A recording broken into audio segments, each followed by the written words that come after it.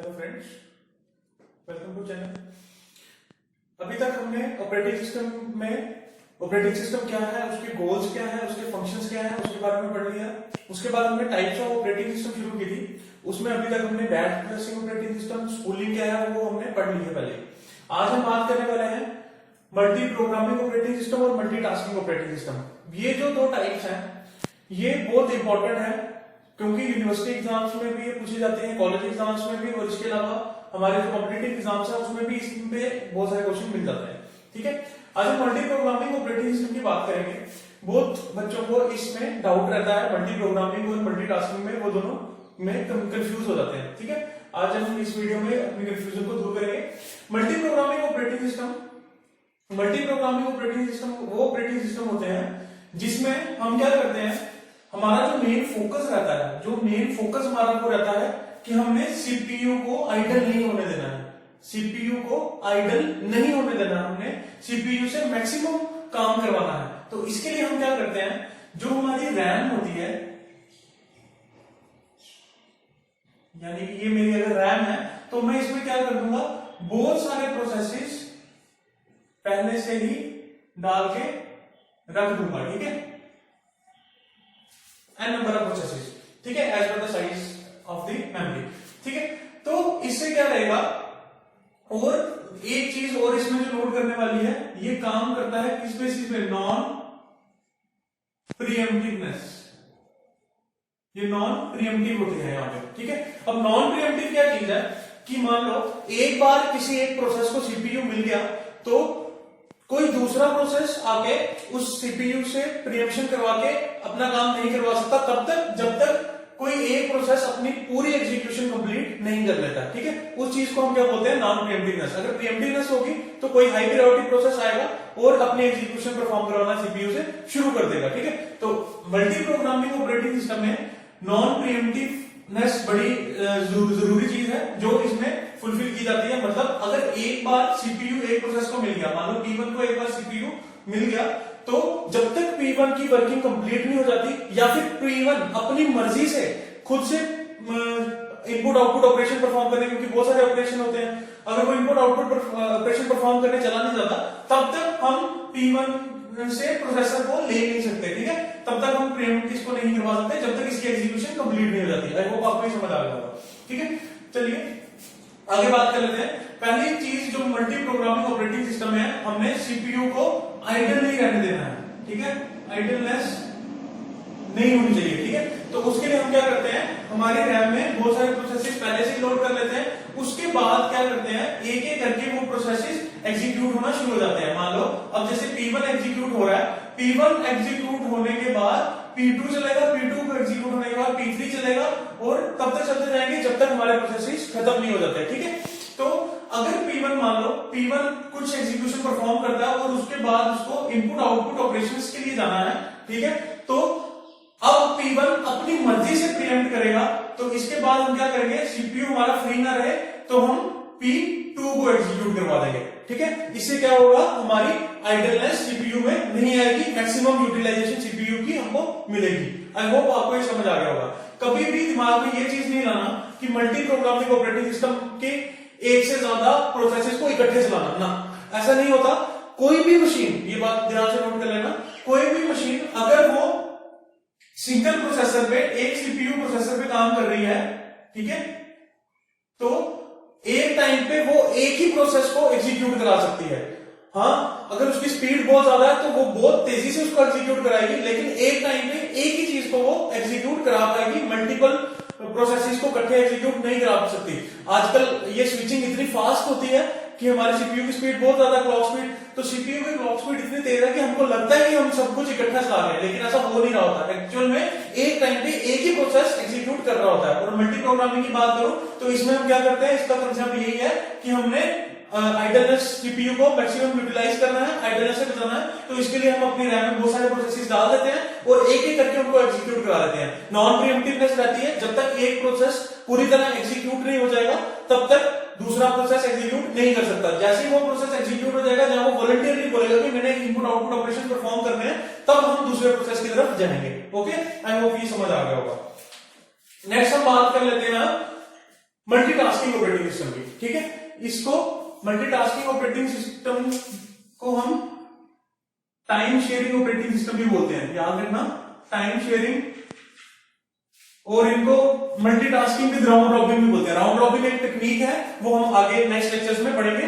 तो multitasking with round robin भी बोलते हैं इसको, बहुत सारे नाम है इसके, तो कंफ्यूजन नहीं होता ना। अब टाइम शेयरिंग ऑपरेटिंग सिस्टम में क्या है, यहाँ पे क्या था, नॉन प्रीएम्प्टिवनेस थी ना, नॉन प्रीएम्प्टिवनेस थी, तो यहाँ पे हम प्रीएम्प्ट करवा देते हैं, मतलब इसमें हम टाइम स्लॉट बांट देते हैं, ठीक है, टाइम स्लॉट बांट देते हैं हर प्रोसेस को थोड़ा टाइम देने के लिए। तो इससे हमारा क्या हो जाता है, इससे हमारी रिस्पॉन्सिवनेस बढ़ जाती है। मल्टीटास्किंग ऑपरेटिंग सिस्टम की क्वालिटी यही है कि हर प्रोसेस को बराबर टाइम मिलेगा एग्जीक्यूट करने का, ठीक है।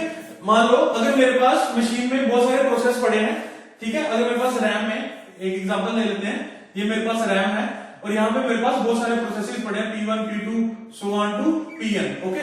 तो अब इसमें क्या होने वाला है, पहले P1 को सीपीयू अलॉट होगा और P1 को सीपीयू अलॉट कुछ टाइम के लिए होगा। इसमें रोल किसका आ जाता है, ऑपरेटिंग सिस्टम, और इसमें रोल आ जाता है हमारा ऑपरेटिंग सिस्टम का, ओके।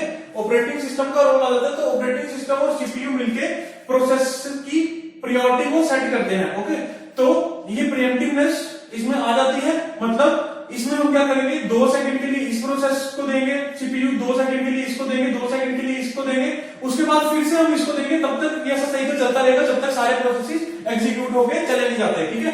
आजकल के मॉडर्न टाइम में हमारे स्मार्टफोन्स, टेबलेट्स, कंप्यूटर्स जो भी हैं, आजकल इसी मल्टीटास्किंग ऑपरेटिंग सिस्टम पे काम करते हैं, इसी कंसेप्ट पे काम करते हैं। इसको हम सिंपल भाषा में अगर मैं बोलूं तो इसको multi programming with time sharing भी बोल सकते हैं, ठीक है। ये भी मल्टी प्रोग्रामिंग ही है, पर इसमें क्या हो रहा है, टाइम शेयर हो रहा है, मतलब एक प्रोग्राम कंप्लीटली हम उसको एग्जीक्यूशन परफॉर्म करने नहीं दे रहे, हम उसको छोटे छोटे टाइम स्लॉट दे रहे हैं। जैसे कि पहले हमने P1 को 2 सेकंड के लिए चला दिया, P2 को फिर 2 सेकंड के लिए चला दिया, ऐसे सोन हम चलाते रहेंगे तब तक जब तक सारे प्रोसेसेस हमारे एग्जीक्यूट नहीं हो जाते। इसका सबसे बड़ा फायदा हमको बेनिफिट क्या होने वाला है कि रिस्पॉन्सिव बढ़ जाती है। चलिए मैं एक एग्जांपल से आपको एक चीज समझाता हूं। मान लो मैं एक प्रोसेसर हूं, ठीक है, और आप सब क्या हो, प्रोसेसर हो, मतलब मैं सीपीयू हूं और आप सब प्रोसेसर हो, और मेरे पास 10 प्रोसेस है, मतलब 10 स्टूडेंट मान लो और एक टीचर मान लो, जो क्या है सीपीयू है, ठीक है। तो मेरा काम क्या है, हर प्रोसेस के पास 10 प्रॉब्लम्स है सॉल्व करने के लिए, ठीक है, 10 प्रॉब्लम्स है। तो अगर तो मैं मल्टी प्रोग्रामिंग ऑपरेटिंग सिस्टम के अप्रोच से चलूंगा, एक स्टूडेंट के पास जाना पड़ेगा और उसके सारे 10 क्वेश्चंस को सॉल्व करना पड़ेगा, तब क्वेश्चन सॉल्व करता रहूंगा, या तो जब वो सारे सॉल्व नहीं हो जाते, और या फिर वो प्रोसेस या फिर वो स्टूडेंट खुद नहीं बोलता कि भाई मैंने सर वॉशरूम जाना है या मैंने पानी पीना है, तो तब तक मैं उसके प्रोग्राम सॉल्व करता रहूंगा। अगर वो बोलेगा मैंने पानी पीने जाना, तो मैं उसको ब्रेक दे दूंगा और मैं दूसरे स्टूडेंट के पास चला जाऊंगा उसके प्रोग्राम सॉल्व करने के लिए। आई होप आपको मल्टी प्रोग्रामिंग का कंसेप्ट समझ आ रहा होगा। लेकिन अगर वही चीज मैं मल्टीटास्किंग में बात करूं, तो मल्टीटास्किंग में क्या होने वाला है, डिफरेंट प्रोसेसेस जो है मैं उन सब में अपना टाइम बांट दूंगा। मैं उसमें रूल लगा दूंगा कि भाई मैं हर स्टूडेंट के 3 क्वेश्चन सॉल्व करने वाला हूं, और उसके बाद हर नेक्स्ट क्वेश्चन स्टूडेंट के पास मैं चला जाऊंगा, ठीक है। तो मैं पहले स्टूडेंट के पास जाऊंगा, उसके 3 क्वेश्चन सॉल्व करूंगा, फिर मैं अपनी मर्जी से प्रीएम्प्ट करके दूसरे को स्टूडेंट के पास चला जाऊंगा, फिर उसके 3 क्वेश्चन सॉल्व करूंगा, और मैं ऐसे चलता जाऊंगा ताकि सबको बराबर रिस्पॉन्स टाइम मिल सके, ठीक है, सबकी बारी आराम से आ सके। आई होप आपको मल्टीटास्किंग और मल्टी प्रोग्रामिंग ऑपरेटिंग सिस्टम का कंसेप्ट समझ आ गई होगी। अभी मैं थोड़े से पॉइंट्स आपको लिख के देता हूं यहाँ पे, ताकि आपको और क्लैरिटी मिल सके। चलिए थोड़े से पॉइंट डिस्कस कर लेते हैं। Multi programming operating system, more than one process in main memory which are ready to execute. मैंने पहले ही बताया, एक रैम के अंदर हम बहुत सारे प्रोसेसेस को पहले से ही रख देते हैं और वो एग्जीक्यूशन के लिए रेडी हैं, जिन जिनको एग्जीक्यूशन करनी है वो सब प्रोसेसेस को हम रैम में डाल देते हैं। मैक्सिमम सीपीयू यूटिलाइजेशन मैक्सिमम होती है, क्यों? क्योंकि एक प्रोग्राम एग्जीक्यूट करता है, जब तक एक एग्जीक्यूशन परफॉर्म हो जाती है, फिर उसके बाद उसको नेक्स्ट प्रोग्राम मिल जाता है, नेक्स्ट के बाद नेक्स्ट मिल जाता है, और तब तक चलता रहता है जब तक सारे प्रोग्राम एग्जीक्यूट नहीं हो जाते। हाँ, अगर कोई बीच में प्रोग्राम या प्रोसेस बोलता है कि भाई मुझे अब इनपुट आउटपुट ऑपरेशन परफॉर्म करना है या मुझे कोई और काम करना है, तो उसको हम वो काम करने देते हैं और नेक्स्ट पे कॉन्टेक्स्ट स्विच करके पहुंच जाते हैं, ताकि हमारी सीपीयू की यूटिलाइजेशन मैक्सिमम हो सके। इसका मेन ऑब्जेक्टिव यही है कि नॉन प्रीएम्प्टिवनेस होनी चाहिए, कि मतलब सीपीयू खुद से प्रीएम्प्ट नहीं करेगा प्रोसेस को, जब तक वो एग्जीक्यूशन परफॉर्म करना चाहता है वो करेगा, उसके बाद वो प्रीएम्प्ट करेगा, ठीक है। अगर वो अपनी मर्जी से प्रीएम्प्ट कर देता है तो हम उसको नहीं रोकते, हम नेक्स्ट पे एग्जीक्यूशन परफॉर्म करने चले जाते हैं। इससे हमारा क्या एडवांटेज आता है, इससे हमारा सीपीयू की जो यूटिलाइजेशन होती है वो हाई हो जाती है, सीपीयू आइडल नहीं रहता। मेन हमारा फोकस रहता है कि सीपीयू की स्पीड बहुत ज्यादा है और उसके हम क्लॉक साइकिल बचा सके। तो वो क्लॉक साइकिल हम ऐसे ही बचा पाएंगे कि जब हम एक के बाद एक प्रोसेस एग्जीक्यूशन के लिए लाके देते चलेंगे, ठीक है। नेक्स्ट पॉइंट पढ़ लेते हैं फटाफट। Process generally require CPU time and input output time, मैंने पहले ही बताया। So if running process perform input output on some event that do not require CPU, then instead of sitting idle CPU make a context switch and pick some other process and this idea will continue.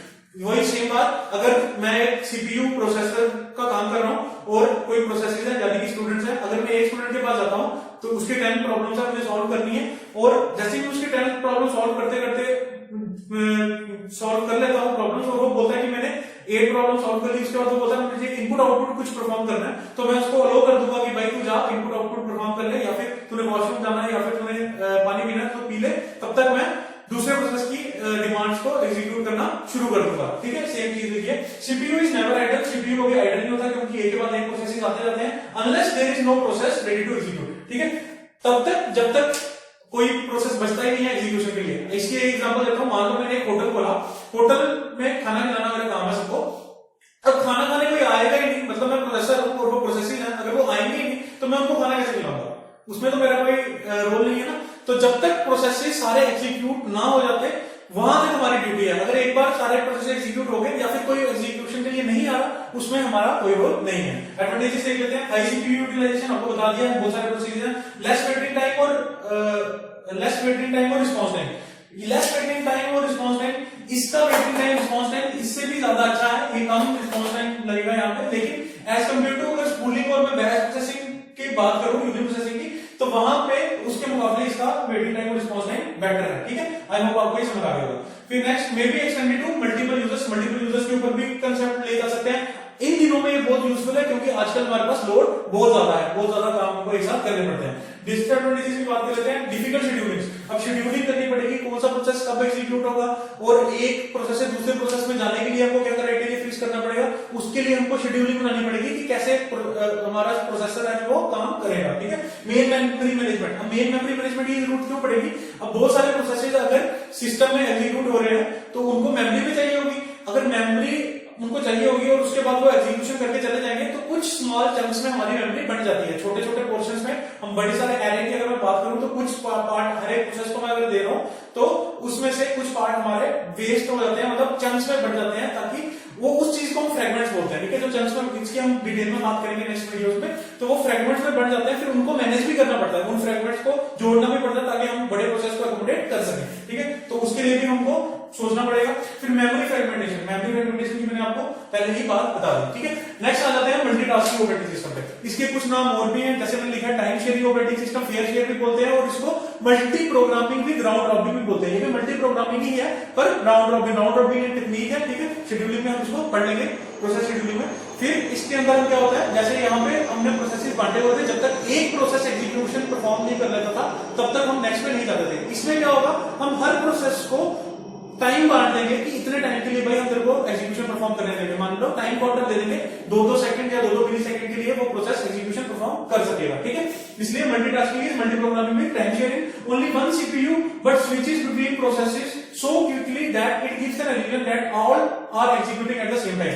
एक ही CPU होगा, ठीक है, जैसे आप देख पा रहे हैं एक ही सीपीयू है और वो ओएस से बातचीत करेगा, और ओएस क्या करेगा, डिफरेंट प्रोसेसेस को एग्जीक्यूट करेगा, वर्ड, ब्राउजर, म्यूजिक। मान लो मोबाइल, लैपटॉप, कंप्यूटर की एग्जांपल लेते हैं। अगर मैं एक साइड अपने कंप्यूटर पे बैठा हूं, एक साइड से मैं ब्राउजर पे फेसबुक एक्सेस कर रहा हूं, दूसरी साइड से मैं गाने सुन रहा हूं, मतलब कि कहने की बात है मैं एक ही मशीन पे बहुत सारे काम कर रहा हूं। लेकिन मैंने आपको पहले बताया, अगर एक प्रोसेसर है मशीन के अंदर तो वो मल्टी प्रोसेसिंग नहीं कर सकता, यानी कि इकट्ठे एक दो प्रोग्राम प्रोसेसेस को एग्जीक्यूशन नहीं कर सकता। ये बच्चों को बहुत मिसकंसेप्ट रहता है मल्टी प्रोग्रामिंग में कि एक से ज्यादा प्रोसेसेस एक साथ काम कर रहे हैं, ऐसा नहीं होता।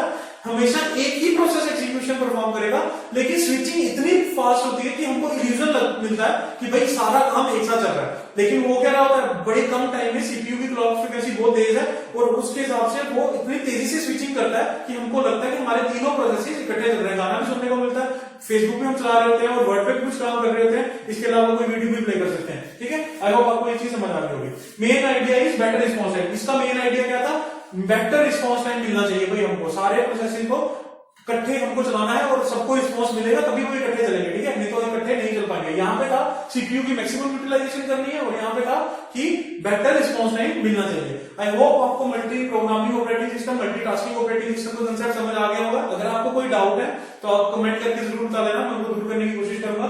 नेक्स्ट वीडियो में हम डिस्कस करेंगे रियल टाइम ऑपरेटिंग सिस्टम या फिर डिस्ट्रीब्यूटेड ऑपरेटिंग सिस्टम, जो भी हमारे टाइप्स बच गए हैं उनके बारे में हम डिस्कस करेंगे, फिर हम उसके बाद फटाफट से प्रोसेसिंग वाले पार्ट में चले जाएंगे, ठीक है। आई होप आपको लेक्चर समझ आया होगा। Thank you for the day.